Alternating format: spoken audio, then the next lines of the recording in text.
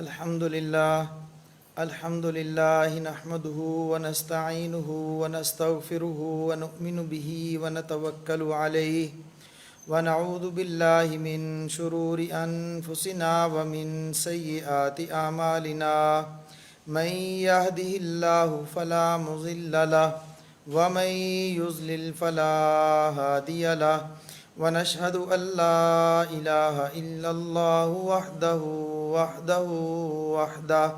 لا شريك له ولا مشير له ونشهد أن سيدنا وسندنا وطبيبنا وحبيبنا ومولانا محمدا عبده ورسوله أما بعد فأعوذ بالله من الشيطان الرجيم يا أيها الذين آمنوا كتب عليكم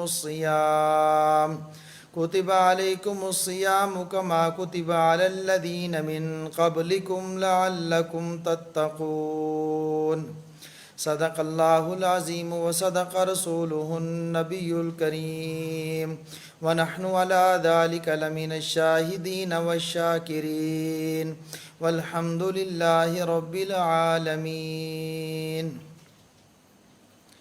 اللہ جل جلالہ کا شکر ہے کہ اللہ رب العزت نے ہمیں رمضان مبارک کے مہینے کے اندر پہنچا دیا۔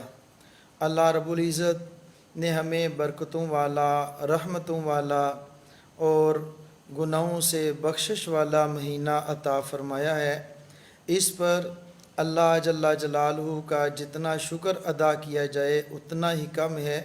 اللہ رب العزت کی کسی بھی نعمت کا شکر ادا نہیں ہو سکتا، تو اللہ رب العزت نے ہمیں اتنی بڑی نعمتوں سے نوازا کہ رمضان المبارک کا مہینہ عطا فرمایا۔ یہ مہینہ رحمت والا بھی ہے، یہ مہینہ گناہوں سے بخشش والا بھی ہے، یہ مہینہ معافی والا بھی ہے، جہنم سے نجات کا بھی ہے۔ یوں سمجھو کہ یہ مہینہ نیکیوں کا سیزن ہے۔ اللہ رب العزت نے ہمیں محض اپنے فضل اور کرم کے ساتھ نیکیوں والا سیزن عطا فرمایا ہے، اور پھر اللہ رب العزت نے بہت پیارے انداز کے اندر ہم سب کو مخاطب ہو کے ارشاد فرمایا، یا ایھا الذین آمنو، اے ایمان والو، اے ایمان کا دعویٰ کرنے والو۔ اگر یہ کہا جائے تو اس کے اندر اللہ رب العزت نے اتنے پیارے الفاظ استعمال فرمائے کہ اے میرے اپنوں، تم میرے اپنے ہو، تم نے میری بات کو مانا ہے، تم نے میری بات پہ یقین کیا ہے۔ یا ایھا الذین آمنو، اے ایمان کا دعویٰ کرنے والو، اے ایمان لانے والو، کتب علیکم الصیام، تمہارے اوپر روزے فرض کر دیے گئے ہیں۔ یہ ہو سکتا تھا کہ ہم جیسے نالائق کوئی سوال کر لیتے کہ اے اللہ بھوکے رہیں گے، پیاس برداشت کریں گے، اے اللہ رات کو تراویح پڑھیں گے، قیام کریں گے، تو اتنا بڑا کام ہمارے ذمہ لگا دیا ہے۔ اللہ رب العزت ارشاد فرماتے ہیں، کتب علیکم الصیام کما کتب علی الذین من قبلکم، صرف تمہارے اوپر روزے فرض نہیں کیے بلکہ تم سے پہلے جو لوگ آئے تھے ان پر بھی میں نے روزے فرض کیے تھے۔ روزے کا مقصد کیا ہے؟ لعلکم تتقون، تاکہ تم تقوی والی زندگی اختیار کرو۔ تقوی کا مطلب حضرت امیر المومنین فاروق اعظم رضی اللہ تعالی عنہ سے عرض کیا، کسی نے آ کر سوال کیا کہ تقوی کیا ہوتا ہے؟ فرمایا کہ آپ کبھی جھاڑی دار راستوں سے گزرے ہیں؟ ایسے راستے سے گزرے ہوں جہاں پر دائیں بائیں جھاڑیاں ہوں اور وہ کانٹوں والی ہوں؟ ان کا عرض کیا جی ہاں بالکل گزرے ہیں۔ فرمایا کیسے گزرتے ہو؟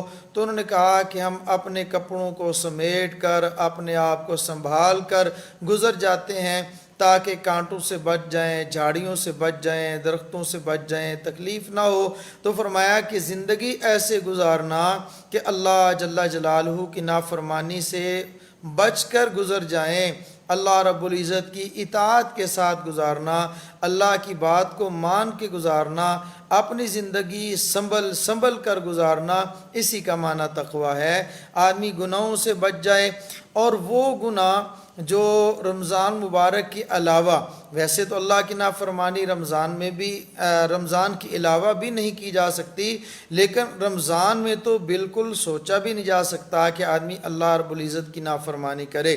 لعلکم تتقون، تاکہ تقوی اختیار کر لو، تاکہ متقی بن جاؤ۔ اب خلاصہ عرض یہ ہے کہ رمضان المبارک کا مہینہ جو ہے، اس کا مقصد ہی انسان کی زندگی کے اندر تقوی کا آ جانا ہے، یعنی گناہوں کو چھوڑ دینا، ایسے اعمال جن کے نہ کرنے کا اللہ رب العزت نے حکم دیا ہے، جن کے چھوڑنے کا حکم دیا ہے، ان اعمال کو چھوڑ دینا ہی تقوی ہے، اور ایسے اعمال جن کے کرنے کا اللہ رب العزت نے حکم دیا ہے، ان اعمال کا کرنا تقوی ہے۔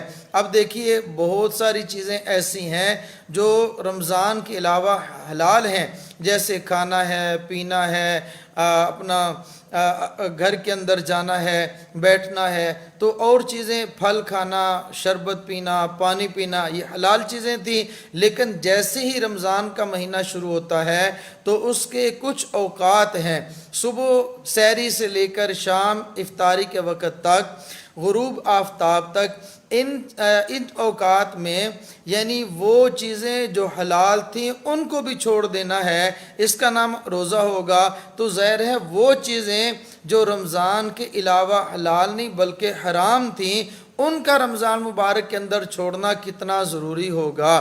میں اپنے دوستوں اور بھائیوں سے گزارش کرتا ہوں کہ دیکھیے ہم لوگ کیا کرتے ہیں، بعض اوقات رمضان کا مہینہ آ جاتا ہے، لیکن وقت گزارنے کے لیے کبھی ٹی وی کے سامنے بیٹھ گئے، ڈرامے دیکھ لیے، دو چار فلمیں دیکھ لیں۔ اب وہ فلم جو پہلی حرام تھی، جس کا دیکھنا حرام تھا، جن ڈراموں کا پہلے دیکھنا حرام تھا، تو روزے کی حالت میں تو دیکھنا بدرجہ اولا حرام ہے۔ ظاہر ہے جس حلال کو ہم نے چھوڑ دیا ہے تو اب حرام کو تو بدرجہ اولا چھوڑنا ہوگا۔ تو میرے محترم دوستو اور میرے بھائیو، اللہ رب العزت نے یہ رمضان کا مہینہ دیا ہے، تو یہ رمضان کا مہینہ نیکیوں کا مہینہ ہے۔ اس کے اندر ہم اللہ رب العزت کا شکر ادا کریں کہ اللہ رب العزت نے ہمیں صحت عطا فرمائی ہے، بیماری سے اللہ رب العزت نے ہماری حفاظت فرمائی ہے۔ اب صحت ہے، صحت کا شکر یہ ہے کہ ہم اپنی صحت کو اللہ رب العزت کے احکام میں لگا دیں۔ صحت ہے تو رمضان کے مہینے میں اللہ رب العزت نے ہمیں بیماری سے بچا لیا۔ اگر بیمار ہوتے تو روزہ نہ رکھ سکتے، اللہ نے صحت دی ہے، روزہ رکھ لیں۔ اللہ نے صحت دی ہے، ذکر کر لیں۔ اللہ رب العزت نے صحت دی ہے، قرآن کریم کی تلاوت میں لگا لیں۔ قرآن کا اور رمضان کا آپس میں بڑا ہی جوڑ ہے۔ شہر رمضان الذی انزل فیہ القرآن، رمضان کا مہینہ ایسا ہے جس میں قرآن کریم نازل کیا گیا ہے۔ تو ظاہر ہے رمضان کا اور اس کا قرآن کا بہت جوڑ ہے۔ انا انزلناہ فی لیلۃ القدر وما ادراک ما لیلۃ القدر، اس میں ایک رات ایسی ہے اور وہ رات رمضان میں ہی ہے جس میں قرآن کریم کو نازل کیا گیا۔ ایک ہی رات میں پورا قرآن نازل ہوا، تو قرآن اور رمضان کا آپس میں بہت گہرا تعلق ہے۔ ویسے تو نبی کریم صلی اللہ تعالیٰ علیہ وسلم نے ارشاد فرمایا، جس کا مفہوم یہ ہے، فرمایا ایک لفظ پڑھتے ہو تو اللہ رب العزت اس پر نیکیاں عطا فرمائیں گے، ایک حرف پڑھیں اس پر 10 نیکیاں ملیں گی، اور فرمایا وضاحت کے ساتھ الف لام میم، یہ ایک لفظ ہے اور یہ ایک حرف نہیں بلکہ 3 حرف ہیں۔ الف پر 10 نیکیاں، لام پر 10 نیکیاں اور میم پر 10 نیکیاں۔ الف لام میم پڑھنے پر اللہ رب العزت 30 نیکیاں عطا فرمائیں گے۔ اور رمضان مبارک کے اندر تو نبی کریم صلی اللہ تعالیٰ علیہ وسلم نے ارشاد فرمایا، جس کا مفہوم یہ ہے کہ اگر ایک نیکی کی جائے غیر رمضان میں، جس کا اجر اللہ رب العزت 10 گنا عطا فرماتے ہیں، تو رمضان میں ایک نیکی کا اجر کم از کم 70 گنا ہو جاتا ہے۔ اگر ایک حرف پڑھیں گے تو اس کی نیکیاں اللہ رب العزت 70 گنا عطا فرمائیں گے۔ تو اس لیے میں گزارش کرتا ہوں کہ حفاظ کرام کم از کم 5 پارے روزانہ تلاوت کریں، اور غیر حافظ جو ہیں، جو دیکھ کر پڑھتے ہیں، ناظرہ خواں ہیں، تو ان کی خدمت میں گزارش ہے کہ وہ کم از کم 3 پارے کا معمول بنائیں۔ 3 پارے اللہ رب العزت توفیق عطا فرمائے تو یہ کچھ بہت زیادہ نہیں ہے، اوقات بھی ہیں۔ اور دوسری بات یہ ہے کہ فرصت ہے آج کل، اکثر لوگ آج کل یہ کرونا وائرس کی وجہ سے گھروں کے اندر بند ہوئے پڑے ہیں، شہر اور ملکوں کے ملک، شہروں کے شہر لاک ڈاؤن ہیں، لوگ گھروں میں بیٹھے ہیں، تو اپنے گھروں میں بیٹھ کر بجائے اس کے کہ لوڈو کھیلی جائے، بجائے اس کے کہ سوشل میڈیا کا کثرت کے ساتھ استعمال کیا جائے، بجائے اس کے کہ فلمیں دیکھی جائیں، تو ہمیں چاہیے ہم قرآن کریم کی تلاوت کثرت کے ساتھ کریں۔ اور دوسرا یہ ہے ہم لوگ اللہ رب العزت کا ذکر کثرت کے ساتھ کریں، ہم لوگ تلاوت کے اندر زیادہ اوقات تلاوت میں لگا دیں۔ اور تیسری بات یہ ہے رمضان کا مہینہ جیسے ہی آتا، حضرت اما عائشہ صدیقہ رضی اللہ تعالیٰ عنہ فرماتی ہیں کہ پیارے حبیب صلی اللہ تعالیٰ علیہ وسلم، سخی تو پہلے ہی تھے، کون نہیں جانتا پیارے حبیب صلی اللہ تعالیٰ علیہ وسلم کی سخاوت کو، لیکن فرمایا کہ جیسی رمضان آتا تو میرے پیارے حبیب صلی اللہ تعالیٰ علیہ وسلم سرسر ہوا، باد سرسر سے بھی زیادہ سخی ہو جایا کرتے تھے۔ ایسا نہیں ہو سکتا تھا کہ کوئی شخص آئے اور وہ خالی ہاتھ چلا جائے۔ اور نبی کریم صلی اللہ تعالیٰ علیہ وسلم کا معمول دیکھا یہ گیا ہے کہ کبھی ایسا بھی ہوا ہے کوئی شخص مانگنے کے لیے آیا، سوال کرنے کے لیے آیا، گھر میں موجود نہیں ہے، کسی سے قرضہ لے لیا، قرضہ لے کر آنے والے کو اس کو دے دیا ہے، اس کو خالی نہیں بھیجا۔ تو اللہ رب العزت توفیق عطا فرمائے تو رمضان کے اندر ہم لوگ صدقہ اور خیرات کثرت کے ساتھ کریں، ایک ایک صدقے کا اللہ رب العزت 70 گنا اجر عطا فرمائیں گے۔ اور تیسرا نبی کریم صلی اللہ تعالیٰ علیہ وسلم نے ارشاد فرمایا، جس کا مفہوم یہ ہے، فرمایا کہ ایک شخص اگر دوسرے آدمی کی افطاری کرتا ہے، اس کے روزے دار کی افطاری کرائے گا، اس پر اللہ رب العزت اس کو اتنا ہی اجر عطا فرمائیں گے جتنا روزہ رکھنے والے کو اجر ملا۔ اور صحابہ نے عرض کیا یا رسول اللہ صلی اللہ تعالیٰ علیہ وسلم، ہم تو فقیر لوگ ہیں، فقر ہے، اتنا مال تو نہیں ہے کہ ہم لوگوں کی افطاری کرائیں۔ اللہ کے نبی صلی اللہ تعالیٰ علیہ وسلم نے ارشاد فرمایا، روزے دار کی افطاری کوئی پیٹ بھر کر کھلانا مقصد نہیں ہے، یہ تو ایک کھجور سے بھی ہو سکتی ہے، ایک کچی لسی کے گھونٹ سے بھی ہو سکتی ہے۔ دیکھیے کتنا آسان کام ہے، ایک کچی لسی کا گھونٹ، اس سے اللہ رب العزت پورے روزے کا اجر عطا فرما رہے ہیں۔ ایک کھجور سے نبی کریم صلی اللہ تعالیٰ علیہ وسلم کی بشارت کے مطابق اللہ رب العزت پورے روزے کا اجر عطا فرما رہے ہیں۔ اب سوال یہ پیدا ہو سکتا تھا کہ روزے دار ہے، اس کے ذہن میں یہ بات آتی، میں تو پورا دن بھوکا رہا، پورا دن پیاسا رہا، بھوک اور پیاس میں نے برداشت کی ہے، تو اجر تو وہ لے گیا جس نے میری افطاری کرا لی۔ نہیں بھئی، میں تو افطاری اپنی ہی چیز سے کروں گا، اس کے بعد دوسرے بھائی نے جو ہدیہ دیا ہے اس سے میں افطاری کروں گا، تو روزے کے اندر ثواب میں کمی آ جائے گی۔ فرمایا نہیں، جو افطاری کرواتا ہے اس کو بھی اللہ رب العزت اجر عطا فرمائیں گے، اور جس نے روزہ رکھا اس کے اجر کے اندر کمی نہیں ہوتی۔ تو میرے دوستوں اور میرے بھائیوں، میری ماں اور بہنوں، میں آپ تمام حضرات سے گزارش کرنا چاہتا ہوں، یہ رمضان مبارک جو ہے برکتوں والا مہینہ ہے، برکتیں ہی برکتیں ہیں۔ کیسے برکت ہو جاتی ہے؟ اللہ کے نبی صلی اللہ تعالیٰ علیہ وسلم نے ارشاد فرمایا کہ مومن کے رزق میں برکت کر دی جاتی ہے، برکت عطا کر دی جاتی ہے، یعنی مومن کا رزق بڑھا دیا جاتا ہے۔ تو میں یہ عرض کیا کرتا ہوں، اگر دیکھا جائے اس رزق سے مراد کیا ہے؟ یہ رزق جو ہے، یہ رزق جسمانی بھی ہو سکتا ہے اور رزق روحانی بھی ہو سکتا ہے، یا یوں سمجھو کہ یہ رزق حصی بھی ہو سکتا ہے اور یہ رزق حکمی بھی ہو سکتا ہے۔ جسمانی رزق یعنی ایسا رزق جو نظر آتا ہے اور جس کا جسم موجود ہے، وہ رزق ہے کھانا پینا، دسترخوان پہ ملنے والی نعمتیں۔ اگر عام حالات میں دیکھا جائے تو رمضان کے مہینے کے علاوہ کھانے کو اتنی چیزیں نہیں ملتی جتنی چیزیں رمضان کے مہینے میں ملتی ہیں۔ سحری ہو یا افطاری، غریب سے غریب بھی آدمی ہو تو اس کے دسترخوان پر پہلے سے زیادہ اللہ رب العزت کھانے کی چیزیں عطا فرما دیتے ہیں۔